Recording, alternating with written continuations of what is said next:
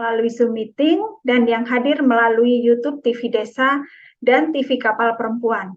Assalamualaikum warahmatullahi wabarakatuh. Shalom, Om Swastiastu, Namo Buddhaya, salam kebajikan dan salam rahayu. Kita bertemu kembali di Ruang Perempuan, TV Desa Perempuan, episode yang kelima. Ruang Perempuan ini adalah media untuk menginformasikan dan mendiskusikan tentang kehidupan perempuan dan perjuangannya yang diharapkan dapat menjadi sumber inspirasi agar perempuan mampu melakukan perubahan-perubahan di dalam keluarga maupun di lingkungannya untuk kehidupan yang lebih setara.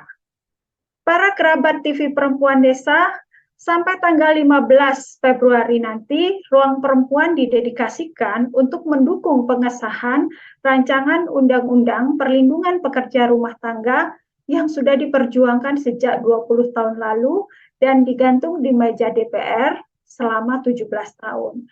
Sekarang sudah ada dukungan dari Presiden Jokowi dan beberapa fraksi di DPR untuk segera disahkan. Malam ini topik diskusi kita adalah Undang-Undang Perlindungan Pekerja Rumah Tangga untuk menjamin sumber daya manusia yang berkualitas. Hadir bersama kita Ibu Misia, Direktur Institut Kapal Perempuan atau Lingkaran Pendidikan Alternatif untuk Perempuan. Saya menyapa dulu. Saya biasa panggilnya Mbak Misi karena masih muda. Selamat malam Mbak Misi. Selamat malam Mbak Budis, terima kasih Salam sudah sehat. menjadi muda, sehat juga. Salam sehat. Ini halo Mbak Misi Budis. Halo Putih. Selamat sore. Selamat sore semua yang Selamat ada datang di lagi sini. di Indonesia Mbak Misi. Terima kasih. Jadi kehadiran Ibu Misi malam ini itu sangat penting karena Institut Kapal Perempuan sejak tahun 2004 telah terlibat dalam upaya-upaya perlindungan pekerja rumah tangga, terutama di dalam proses mempersiapkan untuk keahliannya gitu. Terlibat di dalam penyusunan modul sekolah perempuan, sekolah pekerja rumah tangga bersama Rumpun Cuniadim di Yogyakarta. Dan dilanjutkan dengan terlibat di dalam pendidikan, pelatihan, dan juga advokasinya. Nah, Ibu Misi, Mbak Misi ya, Mbak Misi, saya untuk sebagai pengantar dari presentasi dari Mbak Misi nanti, Mbak Misi mengirimkan satu video yang itu menceritakan bagaimana perjalanan atau perjuangan para pekerja rumah tangga. Saya persilahkan untuk memutar videonya. Mas Dandi, boleh diakses untuk share video? Silakan, bisa langsung. Oh, oke.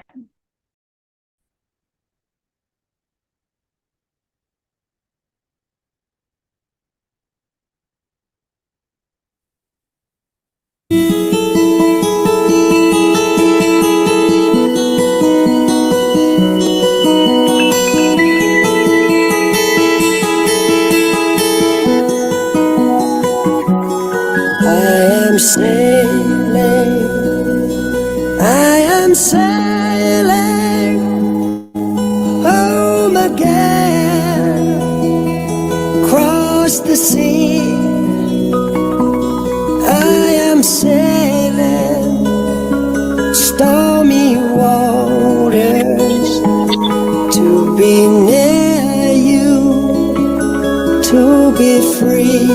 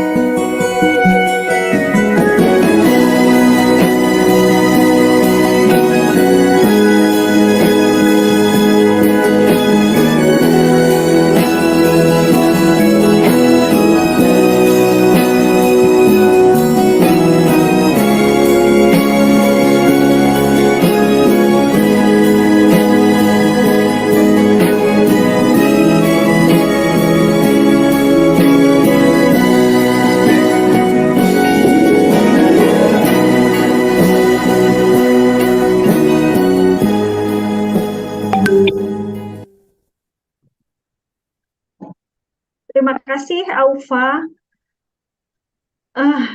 Ini benar-benar bisa menggambarkan suara para pekerja rumah tangga ya. Kalau teman-teman ingat liriknya, aku berlayar seberangi lautan di atas air berbadai untuk bisa dekat, untuk bebas. Bisakah kau mendengarku di malam yang gelap di kejauhan? Saya mau menangis ini. Jadi supaya lebih mendalam apa sebenarnya inti dari lagu ini untuk perjuangan para pekerja rumah tangga, saya persilahkan Mbak Misi untuk menyampaikan paparannya. Terima kasih Mbak Budi, selamat malam semuanya Ibu Bapak sekalian, salam sejahtera buat kita semua. Assalamualaikum warahmatullahi wabarakatuh. Om Swastiastu, Namo Buddhaya, salam kebajikan, salam rahayu. Yang saya hormati semua Ibu Bapak yang hadir, Mbak Eva terutama, ini yang selalu ada di antara kita, kakak-kakak host, 2 kakak host yang cakep-cakep dan keren. Ini setia dan juga teman-teman yang hadir dari berbagai daerah. Nah, saya akan memulai presentasi saya. Apakah saya share screen sendiri atau saya share screen Mas Dandi, sendiri? saya mau share Bisa. screen. Ini sudah? Sudah. Sudah Oke. tampak? Oke ya. Sudah Mbak Misi, sudah. Sudah tampak wajahku dan Budis. Ya, kalau nggak menampakkan diri nanti nggak tampak nanti. Oke, jadi ini adalah hasil dari diskusi tim koalisi sipil untuk UU PPRT. Dalam hal ini Mbak Eva yang selalu memberikan masukan untuk tema-tema. Jadi tema kali ini merupakan lanjutan dari sebelumnya yang sekarang ini Undang-Undang PPRT untuk menjamin sumber daya manusia berkualitas. Jadi ini tadi saya kira sudah disebutkan dimaknai, didalami oleh Mbak Budis tentang lagu yang menggambarkan betapa kehidupan PRT yang syairnya membuat ada yang hampir menangis, ada yang minta besok ini dinyanyikan lagi ya kata Iva. Jadi ini menggambarkan betapa keberanian seorang pekerja rumah tangga itu seperti berlayar, keberanian menantang badai, resiko tanpa batas pada siang maupun malam. Jadi apalagi dalam situasi pandemik, pekerja rumah tangga ini mengerjakan pekerjaan-pekerjaan yang merupakan bagian dari kerja tambahan perempuan di dunia yang dalam datanya mencapai hingga 512 miliar jam pekerjaan perawatan yang tidak terbayar di rumah. Itulah risiko dan beratnya sekaligus besarnya kontribusi atau peran-peran pekerja rumah tangga yang saat ini masih terus-menerus dalam perjuangan. Jadi kalau dia sedang berlayar menantang badai, risiko tiada henti tanpa batas siang dan malam, maka sebenarnya mereka membutuhkan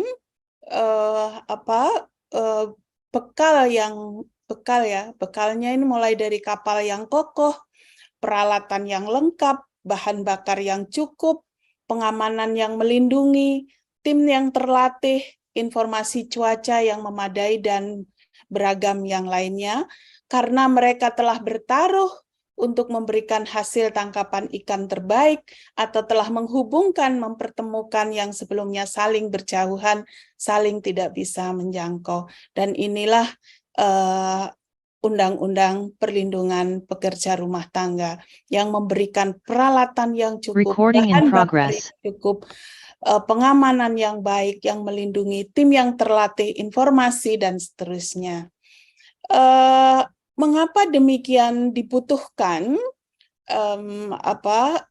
undang-undang PPRT tersebut? Secara umum, ini kita lihat Indonesia ya. Indonesia ini mempunyai problem-problem terkait isu gender, isu kesetaraan gender yang tidak lepas dari isu-isu atau kehidupan pekerja rumah tangga. Misalnya ya, salah satu data tentang SDGs Gender Index ini adalah memotret keseluruhan perspektif gender dari 17 goals SDGs di Indonesia. Indonesia merupakan masuk pada peringkat 76 dari 144 negara. Jadi tengah ya, ada di tengah pada tahun 2020. Nah, peringkat di regional 15 dari 26 negara di wilayah Asia Pasifik, dan skor terendah Indonesia adalah tujuan 5. Skor 51 dan peringkat 115 di dunia. Jadi kalau beberapa kita masuk di tengah, tetapi justru skor kesetaraan gender kita yang paling anjlok. Ini juga sama ya untuk laporan yang lain. Yang tadi adalah laporan yang dibuat oleh Equal Measure 2030, yang ini adalah laporan tren SDGs di Indonesia. Ini juga sama mengkonfirmasi isu atau Goal 5 tentang gender equality itu ada pada level stagnan. Jadi maju tidak, mundur juga kemungkinan iya. Maju tidak, mundur kemungkinan iya. Secara global pada tahun 2020 dan kita masih belum keluar dari situasi ini, kita juga berada dalam tahun kritis dalam memajukan kesetaraan gender. Jadi di tingkat mikro kita punya problem kesetaraan gender yang kaitannya dengan kehidupan pekerja rumah tangga, di nasional juga, dan di global juga demikian. Kalau kita lihat yang di tengah ini ya, sekitar 400 juta perempuan yang hidup dalam kemiskinan ekstrim. Nah, ini kita juga merupakan bagian dari penyumbang tersebut, dan juga 243 juta perempuan korban kekerasan dari pasangan intimnya di setiap tahun, dan seterusnya. Ini data-data tentang Indonesia, saya kira nanti bisa dibaca. Nah, sekarang mengapa begitu penting undang-undang pekerja rumah tangga? Jadi kalau kita pastikan bahwa PRT ini menjadi penopang, baik penopang individu dia, penopang rumah tangga dia sendiri maupun rumah tangga majikannya, penopang negara dan dunia. Kalau melihat data 2015, biasanya Mbak Eva ini sudah langsung kasih data yang terbaru ya, yang 8 juta ya. Tapi saya masih pakai data ini karena rilisnya Jala PRT masih pakai 4,2 juta.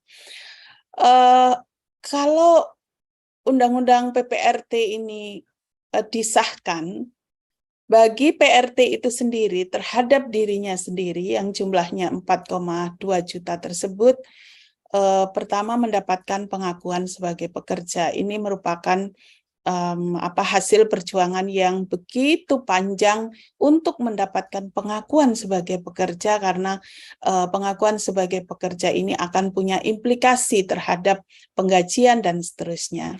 Termasuk di dalamnya akan mendapat jaminan sosial, mendapatkan bantuan sosial, dan dapat memenuhi kebutuhan pokok dan seterusnya. Jadi pada saat undang-undang PPRT ini ada, maka kita dengan berangkai mempunyai keuntungan yang besar yang bisa didapatkan oleh penduduk Indonesia, terutama di dalam mendapatkan hak-haknya sebagai individu, sebagai pekerja, dan sebagai warga negara yang berhak mendapatkan jaminan sosial dan seterusnya. Jadi inilah yang mampu meningkatkan kualitas hidup seseorang. Kemudian pada keluarga besarnya kita tahu bahwa pekerja rumah tangga itu rata-rata mereka memberikan penghasilannya untuk keluarga besarnya, untuk menyekolahkan anaknya, untuk memberikan nafkah pada keluarganya, lansia, dan seterusnya. Maka kalau rata-rata di dalam keluarganya itu 2 orang, ini tentu ambil terkecil, karena biasanya mereka keluarga besar, 8,4 jutaan mereka mendapat pendidikan, mereka mendapatkan pemenuhan kebutuhan pokok sehari-hari dan kebutuhan-kebutuhan yang lainnya. Nah, apa perannya terhadap rumah tangga majikannya? Misalnya rumah tangga majikannya juga kita anggap hanya 2 orang, maka 8,4 jutaan individu terkurangi beban kerja di dalam rumah tangga, bahkan terbebaskan. Seperti saya ya, saya juga bagian dari ini. Jadi, tapi disclaimer bahwa saya memberikan jaminan sosial, baik jaminan kesehatan kelas 1, saya memberikan juga jaminan ketenaga kerjaan. Sekaligus mempromosikan supaya orang lain melakukannya, atau sudah melakukan semua. Jadi dengan demikian, keluarga majikan atau pemberi kerja ini dapat melakukan aktivitas produktif. Kita tahu kalau aktivitas produktif dilakukan tentu saja bisa memproduksi, menghasilkan berbagai nilai-nilai baik barang maupun jasa. Dapat berkarir sesuai dengan bidangnya, bisa berpolitik, bisa mengembangkan pendidikan, bisa sosial, dan seterusnya. Dan anak-anaknya dapat menempuh pendidikan, dan masih banyak lagi yang bisa diperoleh, bisa didapatkan dari betapa UU PPRT ini bisa berdampak pada hal yang besar. Nah, saya kira kemarin sudah dibahas oleh Mbak Poppy dan 3 seri ya, tentang bagaimana dampak atau kontribusi atau peran dalam pengembangan ekonomi nasional yang selanjutnya juga berdampak pada ekonomi makro global, dalam pengertian jika perempuan-perempuan ini memiliki kesempatan mendapatkan perlindungan dan memiliki kualitas yang sesuai dibutuhkan, maka mereka selain bekerja di dalam negeri juga mendapatkan permintaan-permintaan ke luar negeri, dan itu juga pada akhirnya memberikan kontribusi ekonomi baik nasional maupun global. Ini beberapa yang ingin saya sampaikan. Jadi dengan demikian dia punya secara nasional, kalau kita bicara tentang pembangunan, maka pekerja rumah tangga yang sudah mendapatkan perlindungan melalui Undang-Undang PPRT tersebut berkontribusi dalam menyumbang indeks pembangunan manusia. Seperti yang saya taruh di dalam poin-poin tadi, kesehatan, makanan yang baik, kemudian pendidikan yang baik, bisa beraktivitas produktif. Ini sesuai dengan indeks pembangunan manusia. Yang indeks pembangunan manusia ini mempunyai 3 indikator secara sederhana, itu memberikan panjang umur, kehidupan yang panjang umur dan hidup yang sehat. indikator pertama atau kesehatan ya. Umur yang panjang dan sehat. Jadi umur yang panjang dan tidak sakit-sakitan. Kemudian yang kedua, pengetahuan. Jadi seberapa jauh kemampuan masyarakat dalam mengakses pendidikan formal, yaitu rata-rata lama sekolah dan harapan lama sekolah. Jadi para PRT yang bisa menyekolahkan anak-anaknya atau keponakannya atau keluarga besarnya berkontribusi terhadap indikator atau ukuran dalam indeks pembangunan manusia untuk pengetahuan.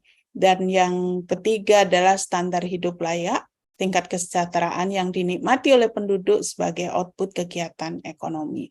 Jadi pendapatannya bertambah, bisa menghidupi baik diri maupun keluarganya dan berkontribusi pada nasional, dan yang selanjutnya secara khusus akan menyumbang indeks pembangunan manusia. Jadi jangan khawatir, sangat besar kontribusi Undang-Undang PPRT ini kalau kita hubungkan dengan IPM yang selalu menjadi indikator, yang selalu menjadi ukuran bagi Indonesia sejauh mana keberhasilan pembangunan tersebut bisa dicapai. Ini juga akan berkontribusi pada pencapaian SDGs yang menjadi komitmen Indonesia secara global yang pada 2030 nanti sudah akan berakhir, tidak terasa sudah tinggal 8 tahun. Pembangunan yang inklusif tidak seorang pun boleh ditinggalkan, terutama di dalam SDGs ini sendiri Indonesia berkomitmen untuk mencapai goal 8 pekerjaan layak dan pertumbuhan ekonomi. Tentu PRT ini tidak hanya satu-satunya di goal 8 ini, karena dia juga menyumbang goal 1 tentang penghapusan kemiskinan, kemudian goal untuk goal 3 kesehatan, goal 4 tentang pendidikan, dan berbagai tujuan-tujuan SDGs yang lainnya. Lebih jauh lagi, Undang-Undang PPRT ini menyumbang pencapaian. Nah ini ya, kita tahu bahwa dalam RPJPN 2025-2025 itu memberikan amanat atau mandat dalam RPJMN 2020-2024 ini mewujudkan masyarakat Indonesia yang mandiri, maju, adil, makmur melalui percepatan pembangunan di berbagai bidang dengan menekankan berbagai wilayah yang didukung oleh SDM yang berkualitas dan berdaya saing. Kita tinggal 1 tahun lagi, dan ini merupakan janji yang sudah tertuang di dalam dokumen pembangunan kita dan janji dari seluruh kepemimpinan, karena pada visi presiden juga disebutkan secara jelas ini di bagian bawah, paling bawah ini gotong royong ini. Gotong royong ini yang selalu menjadi peringatan teman-teman PRT bagaimana kita bisa mendapatkan dan memberikan perlindungan sosial, misalnya kesehatan dan jaminan tenaga kerja dan sebagainya itu diatur di dalam Undang-Undang PPRT. Dan yang secara jelas di poin ke-1 nawacita yang kedua ini disebutkan bahwa ada peningkatan kualitas manusia Indonesia. Jadi rangkaian ini merupakan hal yang tidak bisa dipungkiri lagi. Undang-Undang PPRT ini tidak ada celahnya jika dikaitkan dengan cita-cita mulianya negara Indonesia ini di dalam mengawal membangun dan mewujudkan pembangunan Indonesia yang sudah dimandatkan baik dalam rencana pembangunan jangka panjang maupun jangka menengah. Dan secara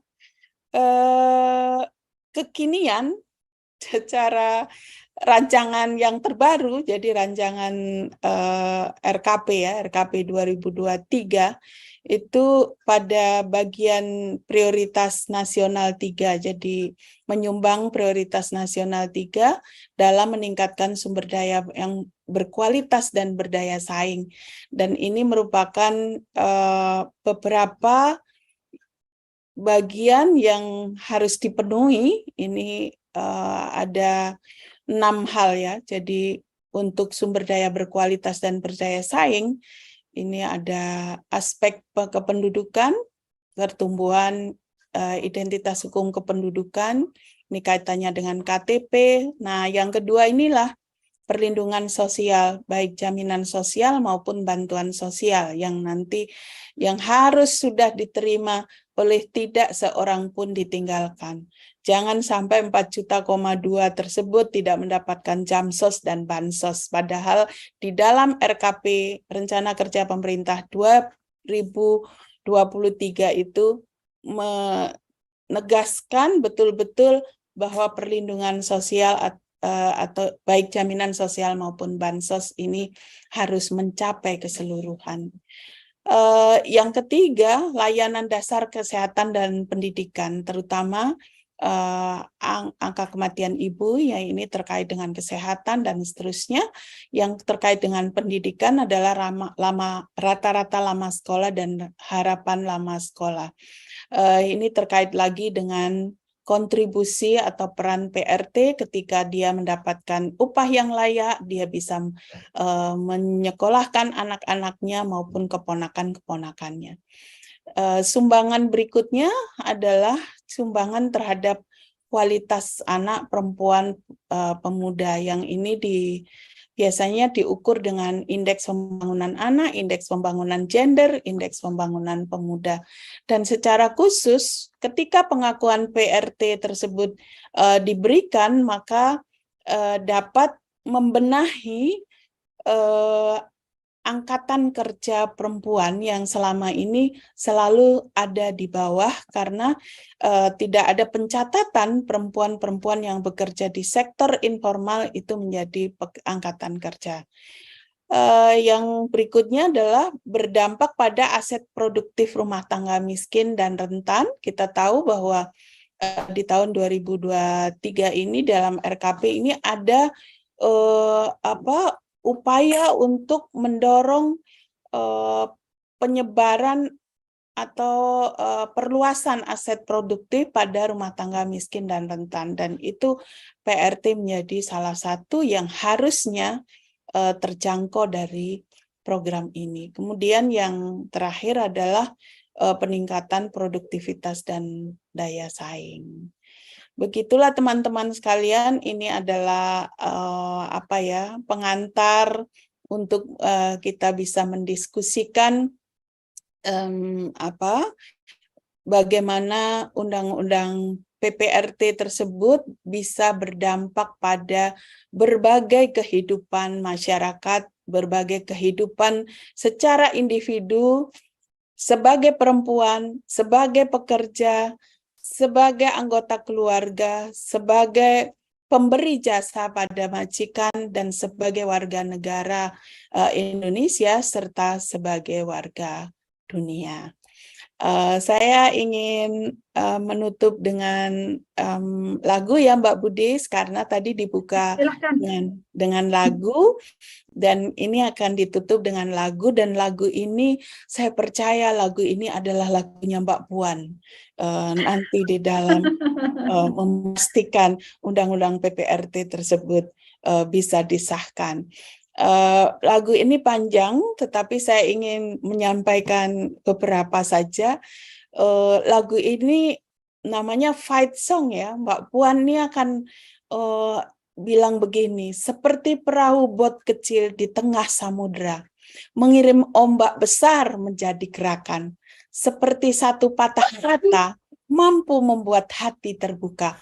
Aku mungkin hanya punya satu korek api, tapi aku bisa membuat ledakan. Dan semua hal yang tak kuucapkan, bola rusak di dalam otakku, aku akan berteriak pada mereka dengan keras malam ini. Bisakah kau mendengar suaraku? kali ini. Ini adalah lagu pertarunganku, mengembalikan lagu kehidupanku, membuktikan lagu aku baik-baik saja, kekuatanku telah menyala. Mulai dari sekarang ku akan menjadi kuat, ku kan mainkan lagu pertarunganku, dan ku tak peduli jika tidak orang yang percaya, karena ku masih punya banyak pertarungan dalam diriku. Kehilangan teman, ku mengejar mimpi, semua orang mengkhawatirkanku, masuk jauh ke dalam. Ku bilang, ku masuk jauh ke dalam, dan sudah 18 tahun, bukan 2 tahun, 18 tahun. Sudah 12 dan 17 tahun. Mari kita dengarkan lagunya, boleh lanjut diputarkan. Baik.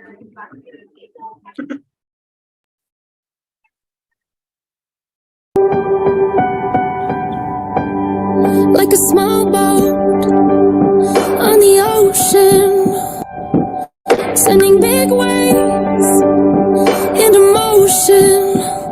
Like how a single word can make a heart open. I might only have one match, but I can make an explosion. And all those things I didn't say were wrecking balls inside my brain. I will scream aloud tonight. Can you hear my voice this time? This is my fight song. Take back my life song. Prove I'm alright song. My power's turned on. Starting right now, I'll be strong. I'll play my fight song. And I don't really care if nobody else believes, 'cause I've still got a lot of fight left in me. Losing friends and I'm chasing sleep. Everybody's worried about me. In too deep, say I'm in too deep, and it's been 2 years. I miss my home, but there's a fire burning in my bones. I still believe, yeah, I still believe. And all of those things I didn't say, wrecking balls inside my brain. I will scream aloud tonight. Can you hear my voice this time? This is my fight song. Take back my life song. Prove I'm alright song. My power's turned on. Starting right now, I'll be strong. I'll play my fight song. And I don't really care if nobody else believes, 'cause I've still got a lot of fight left in me. A lot of fight left in me.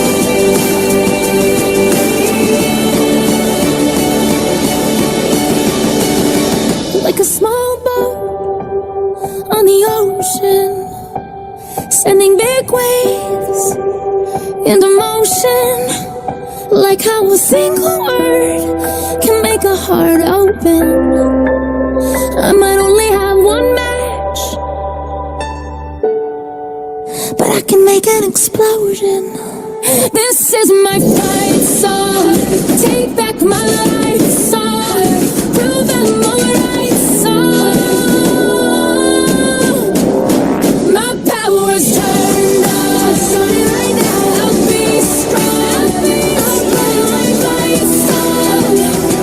And I don't really care if nobody else believes, 'cause I've still got a lot of fight left in me. No, I've still got a lot of fight left in me. Ya, semoga pertarungannya memenangkan UU PPRT. Terima kasih, saya kembalikan ke Mbak Budis. Terima kasih Mbak Misi. Ini adalah lagu pertarunganku, mengembalikan lagu kehidupanku, membuktikan lagu aku baik-baik saja, kekuatanku telah menyala. Mulai dari sekarang ku kan kuat, ku kan memainkan lagu pertarungan. Ini pertarungan sepanjang masa ini kalau untuk para PRT ya yang sudah berjuang tadi 20 tahun dimulainya dan 17 tahun itu digantung di DPR. Kayaknya saya itu nggak bisa melanjutkan itu. Tadi sedih, sekarang menguatkan semangat kita untuk terus memperjuangkan pengesahan Undang-Undang Perlindungan Pekerja Rumah Tangga ini, gitu. Jadi terima kasih sekali Mbak Missy sudah memberikan presentasi yang seperti Bappenas pindah ke seperti Mbak Puan, gitu ya. Sekarang seperti para musisi yang memberikan spirit bagi sebuah perjuangan. Teman-teman semuanya, mungkin ada teman-teman yang akan menanggapi dan merespon dari paparan dari Mbak Missy tadi, yang sebenarnya mengkonfirmasi bahwa sebenarnya negara itu sudah mempunyai visinya, aturannya, mempunyai justifikasinya untuk memberikan perlindungan, kesejahteraan, rasa aman kepada warganya, terutama termasuk ya para pekerja rumah tangga. Tapi yang kurang adalah perangkat hukumnya yang bisa dipakai sebagai dasar perlindungan yang secara konkret gitu. Mungkin teman-teman semuanya, baik yang ada di Zoom meeting maupun teman-teman yang bergabung di YouTube TV Desa Perempuan dan TV Kapal Perempuan, saya persilahkan untuk memberikan tanggapan.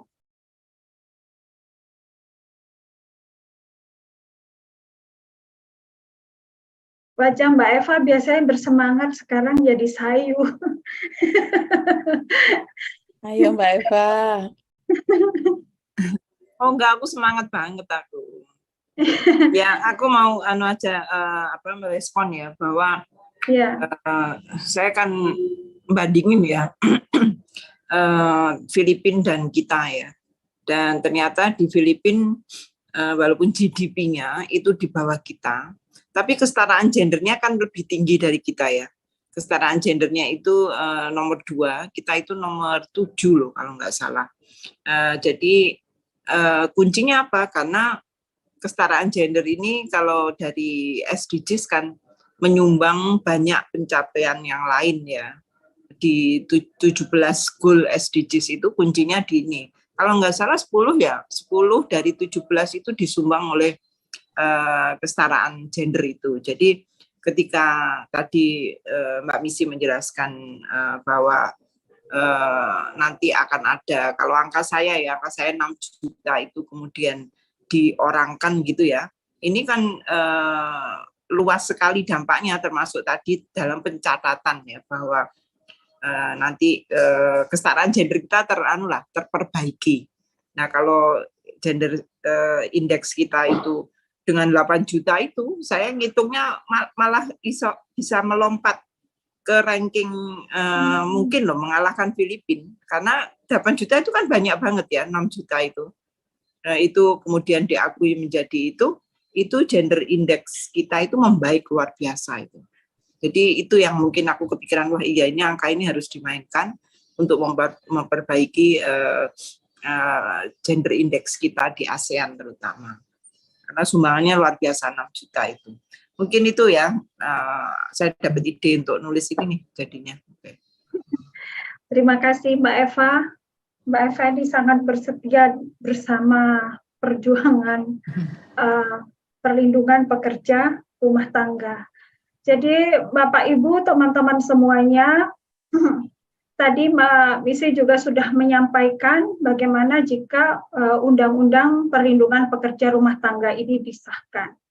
Itu akan menunjukkan bagaimana pembangunan Indonesia itu berhasil. Tadi Mbak Missy sudah menyampaikan bagaimana kontribusinya terhadap indeks pembangunan manusia. Jadi umur panjang, pengetahuan yang meningkat, dan standar hidup yang juga meningkat. Kemudian untuk SDGs itu yang utama Goal 5 dan Goal 8 untuk akses pekerjaan layak, yang juga berkontribusi pada peningkatan Goal 1, kemiskinan, penghentian kemiskinan, 2, penghentian kelaparan, 3, kesehatan, 4, pendidikan, dan banyak lagi yang masih bisa dicapai. Teman-teman yang ada di YouTube TV Desa Perempuan, banyak dari pendamping desa dari berbagai wilayah, ada Kecamatan Pulang Bawang, ada Kabupaten Gunung Kidul gitu. Mungkin bisa merespon terkait bagaimana dalam SDGs desa gitu ya. Ini juga ada pencapaian tujuan karena banyak para PRT itu berasal juga dari desa-desa. Jika ada yang ingin menyampaikan, saya sudah siap membaca. Hadir semua. Jadi infonya hadir saja, saya terima kasih. Siapa tahu ini diskusi kita ini bisa menjadi inspirasi masuk itu di program pembangunan desa, bagaimana memperkuat perempuan-perempuan terutama yang akan menjadi pekerja rumah tangga itu bisa terlindungi. Ada yang dari studio sini? Tidak ada? Wah, ini Mbak Misi harus menyampaikan lagi hal penting lagi. Jadi Mbak Misi, sebenarnya kita penting ya berdialog dengan Bappenas gitu ya. Mungkin juga sudah berdialog gitu. Bagaimana di dalam RPJMN 2005 sampai 2025 dan RKP 2023 yang sudah 2023 yang sudah mengamanatkan sebenarnya untuk memberikan perlindungan standar hidup yang layak gitu ya kepada semua warga negara termasuk PRT. Kenapa sih PRT-nya sering terlewat gitu Mbak Misi? Ya, ini pandangan saya ya. Kalau ini nanti saya tanya Bu Lisa, ini kenapa terlewat nih? Pandangan saya pekerja informal ini memang pekerja yang masuk di dalam kategori informal ini seperti dia hanya sebuah nama. Jadi nama yang selalu disebut tetapi nama ini tidak diberikan perhatian.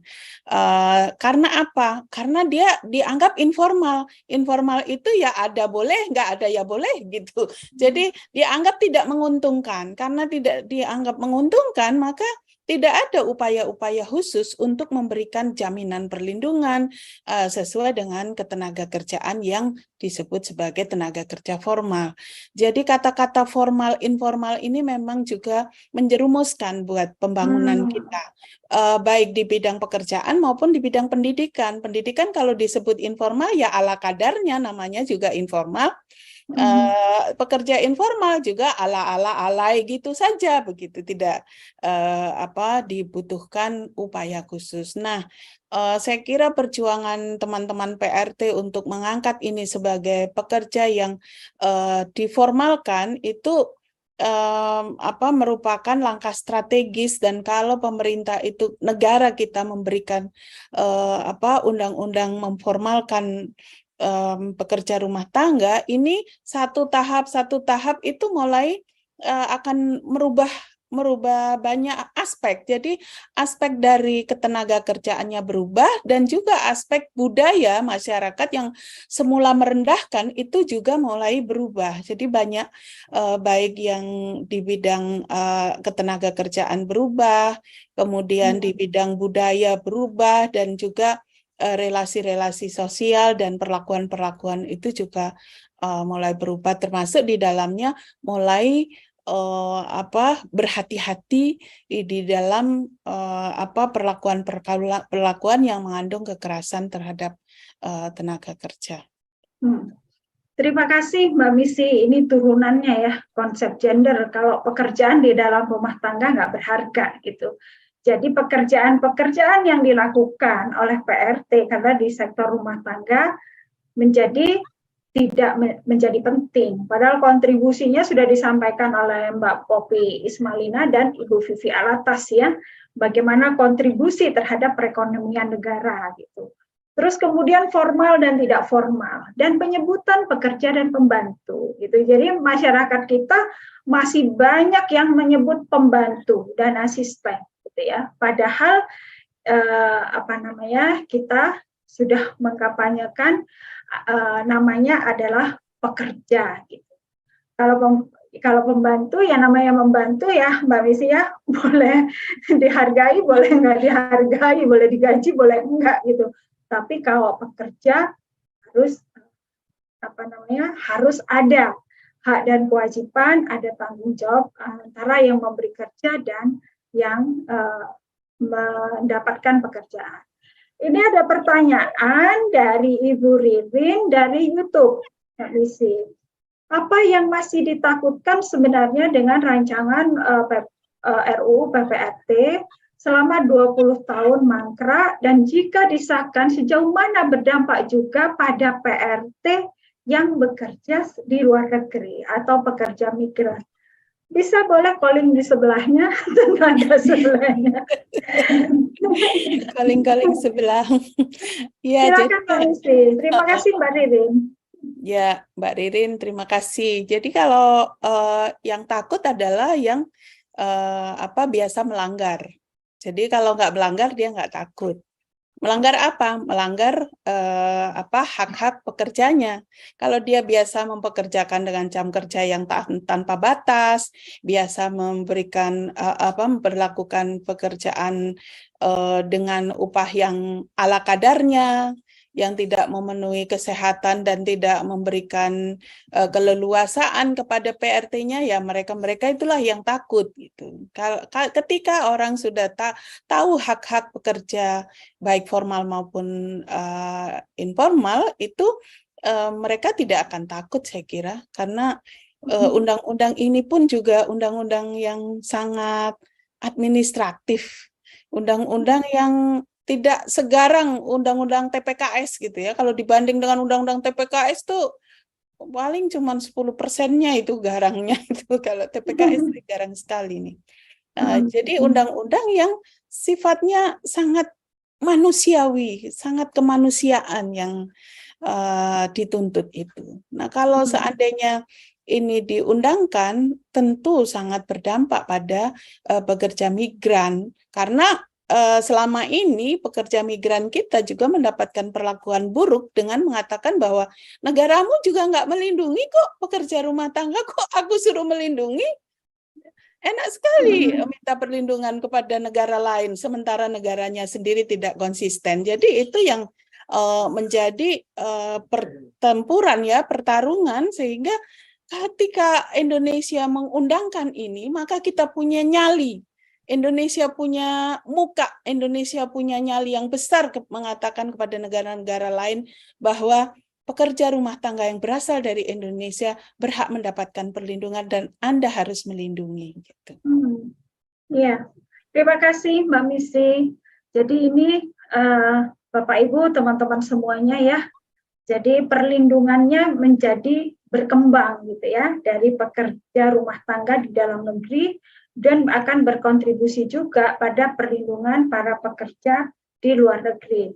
Karena sekitar kalau migran Kerlu 80% ya, para pekerja migran kita itu perempuan dan sebagian besar bekerja di sektor rumah tangga gitu ya, di dalam keluarga, yang mana kalau kita mendengar kasus-kasus kekerasan yang terjadi pada para pekerja migran perempuan kita, atau kita sebut TKW biasanya ya, mereka sebagian besar memang yang bekerja di dalam keluarga. Ya pulang mungkin meninggal gitu, kemudian akan menjadi disabilitas, terus kemudian juga tidak dibayar, dan juga bentuk-bentuk eksploitasi lainnya, bahkan menjadi korban perdagangan manusia. Saya buka lagi buat teman-teman semuanya yang ada di sini, apa saja yang ingin direspon, kalau Mbak Eva tadi sudah punya inspirasi tulisan. Gitu. Nah, teman-teman bisa berbagi, mungkin punya pengalaman yang juga bisa memperkuat sebenarnya argumentasi mengenai mendesaknya pengesahan rancangan Undang-Undang Perlindungan Pekerja Rumah Tangga ini. Saya persilahkan. Ada yang di sini? Wah, dari Kolaka, Utara, Sultra ini. Jauh-jauh ada pertanyaan. Pak Baso Junaid, jauh-jauh ini Mbak Misi yang hadir di YouTube TV Desa. Ya, mari. Yang jauh Dan di sini juga jauh-jauh. Ada dari Padang, dari ada dari Masidos. Mau respon dan bertanya buat Mbak Misi. RUU PPRT ini wujud nyata dalam sistem care ekonomi. Nah, di G20 kemarin, dorongan untuk ide ini sulit menjadi topik yang dibahas. Bagaimana KTT ASEAN yang akan berlangsung di Indonesia nanti, bagaimana peluangnya? Ini agak berat ya Mbak Misi, saya persilakan. Dia itu seputar G20 ASEAN. KTT ASEAN. Gimana mendesakkannya itu di G20 katanya susah banget gitu. Aku ya pengen IDOS dong yang ini. IDOS dong yang kasih ide di sini, Dos. Ayo, Dos. Bagaimana Mas Idos peluangnya di KTT ASEAN karena sudah terengah-engah di G20 tidak terlalu tembus? Nah iya, maksud saya di sini ada Mbak Eva juga tuh. Gimana ya?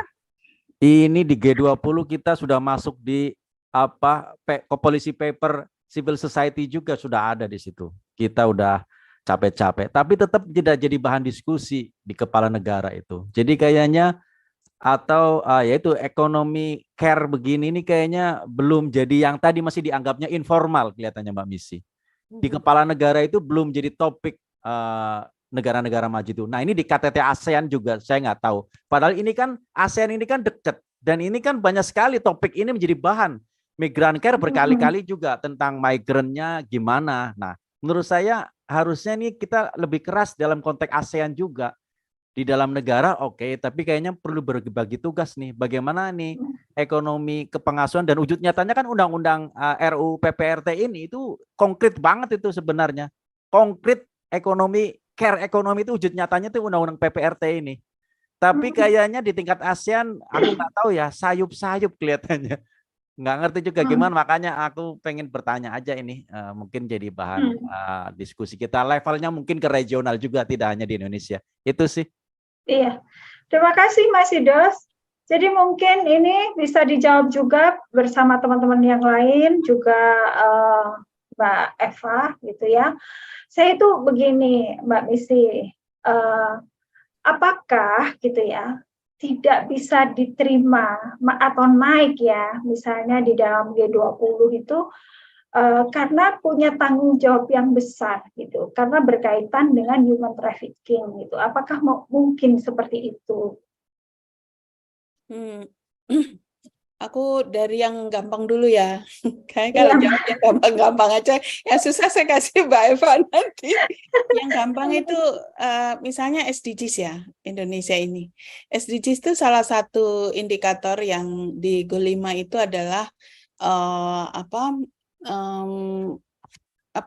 pengakuan terhadap kerja-kerja kerumah tanggaan ya, kerja-kerja domestik.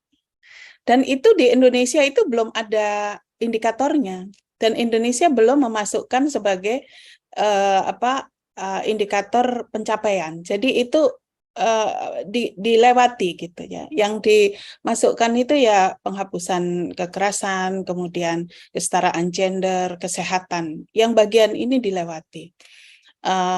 Salah satu alasannya adalah itu belum disepakati dalam indikator global. Jadi Indonesia belum memasukkan. Jadi dari sisi SDGs yang sangat terang benderang itu ada goalnya sendiri, ada targetnya sendiri, itu saja dilewati. Apalagi yang samar-samar seperti di G20 ya. Meskipun di G20 itu yang saya kutip tadi itu merupakan pidato dari B20 yang dia menohok sekali bahwa care ekonomi itu kita berhutang kepada perempuan. Selama ini kita tidak mempedulikan perempuan. Mari kita cabut hutang itu dengan memberikan perhatian pada perempuan. Nah, jadi ya kalau G20 kan pertarungannya isu-isu gender itu sama saja dengan isu-isu marginal lainnya, dengan migran, kemudian isu ekonomi kecil kayak gitu. Jadi sangat berat gitu. Nah, berharap sih di ASEAN, harapannya di ASEAN ini karena lebih kecil ya dibanding dengan G20, dan juga kitanya juga semakin banyak kesiapan amunisinya.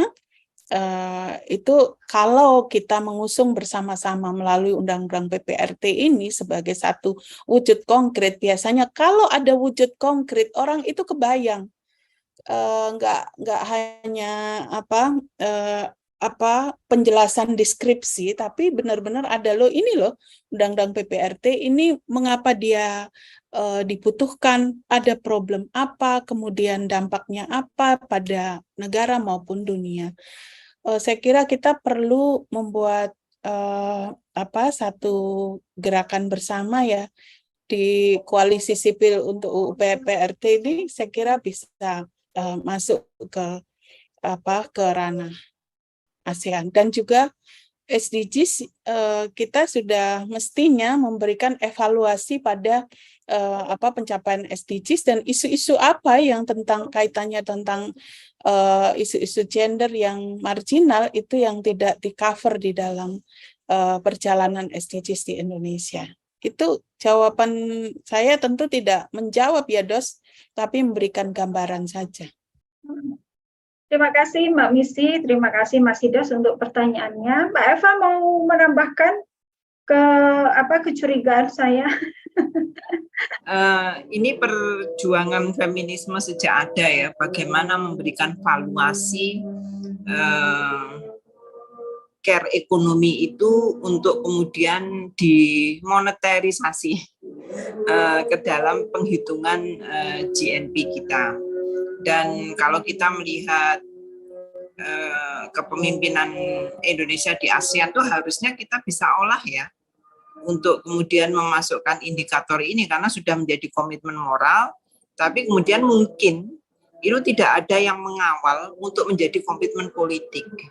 Jadi kalau di teman-teman working group humanitarian kemarin itu bisa melanjutkan perjuangan ya, misalkan ya Mas Firdaus ya, kita bisa audiensi kan ke Menlu untuk menjawab, karena Menlu sendiri kan mengeluh adanya trafficking di Kamboja, kemarin di Myanmar, terus perbatasan Thailand juga kemarin, dan itu kita semua orang-orang kita gitu loh.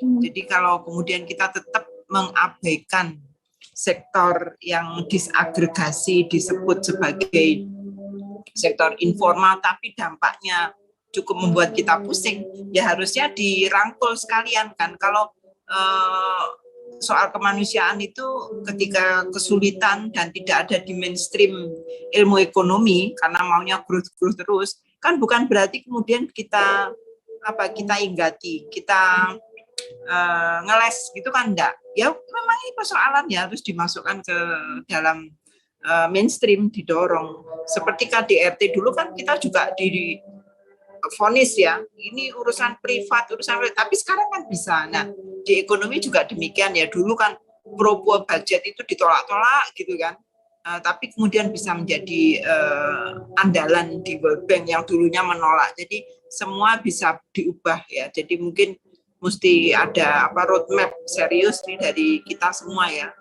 untuk mencabut tembok agregasi ini untuk kemudian bisa dihitung, dan itu mungkin KDRT bisa, maka kita juga harusnya bisa.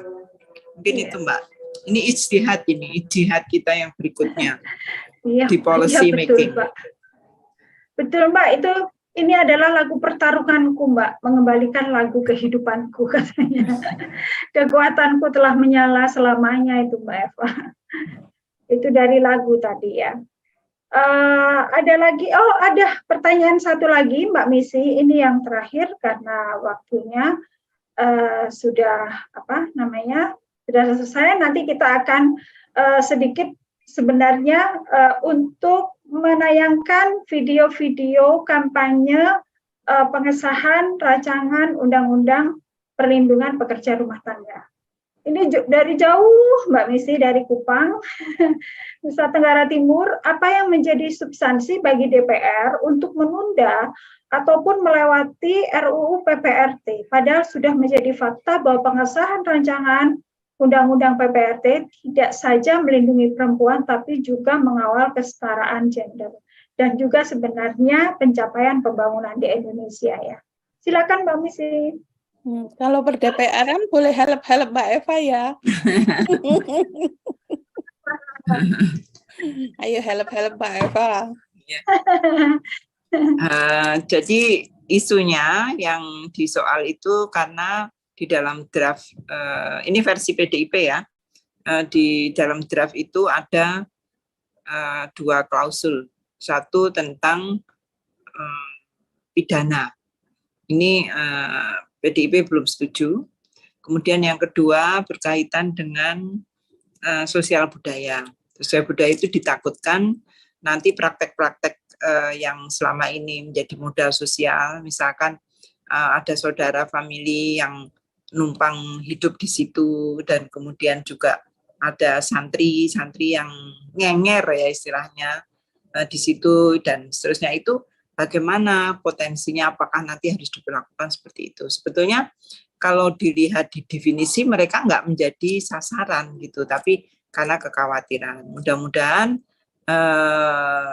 kekhawatiran ini dengan lobby-lobbynya Bu Menteri KPPA ya, ini luar biasa Bu. Pak KPPA itu yang paling menjadi ujung tombak untuk melakukan lobby-lobby ke DPR. Jadi harapan kita Bu Bintang bisa meyakinkan bahwa yang menjadi keberatan itu bisa dibicarakan di pansus kelak atau di panja kelak ketika bicara dengan pemerintah, karena draft usulan DPR ini kan belum bisa diundangkan kalau pemerintah nggak setuju. Jadi ruang untuk memperbaiki draft ini sangat terbuka. Jadi itu yang kita tahu ya, dan mudah-mudahan Bu Bintang yang sekarang lagi intensif lobby ini bisa segera untuk meyakinkan agar untuk disahkan menjadi inisiatif DPR, dan nanti ruang untuk koreksi-koreksi edit itu ada di panja itu.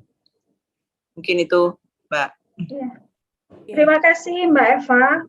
Bapak Ibu dan teman-teman semuanya yang di Subiting maupun yang di YouTube TV Desa, ini dari berbagai wilayah yang masih setia untuk menyimak, semoga menjadi inspirasi terutama yang pendamping desa, yang bertugas di kecamatan, bahkan di kabupaten, juga bisa memasukkan ini di dalam pencapaian tujuan SDGs desa, atau pembangunan di desa juga.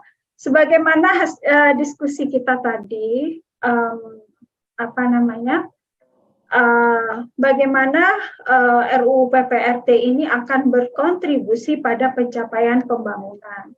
Tadi disebutkan oleh Mbak Misi tadi untuk meningkatkan IPM kita. Kemudian Mbak Eva, SDGs juga. Kemudian Mbak Eva tadi juga menyampaikan bagaimana ini, kenapa saya batuk ya? Itu bisa sebenarnya banyak memperkuat pencapaian dari kesetaraan gender, peningkatan ekonomi negara, dan lain sebagainya. Terus kemudian jika kita sudah mendiskusikan ini ya berturut-turut, apa sebenarnya yang bisa kita lakukan? Jadi ini bisa dilakukan mulai dari desa-desa juga ya, untuk mendukung pengesahan rancangan rancangan undang-undang PPRT ini. Kak Aufa, Adik Aufa akan membantu kita untuk menayangkan video-video kampanye yang dilakukan ibu-ibu, mama-mama, teman-teman dari berbagai wilayah di Indonesia supaya RUU PPRT ini segera disahkan. Silakan, Adik Aufa.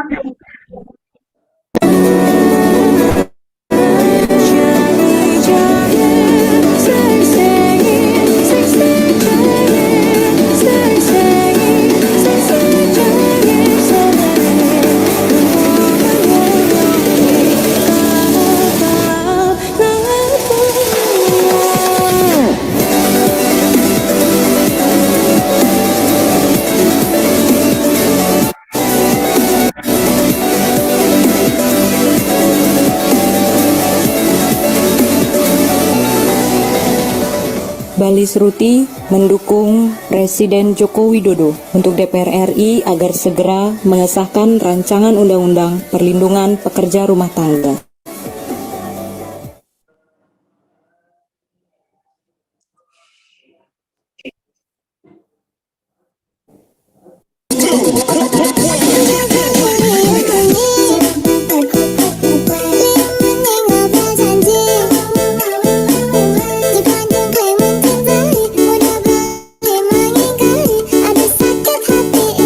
Desa Daupuri Kangin, Denpasar, Bali mendukung Presiden Joko Widodo untuk DPR RI agar segera mengesahkan rancangan undang-undang perlindungan pekerja rumah tangga.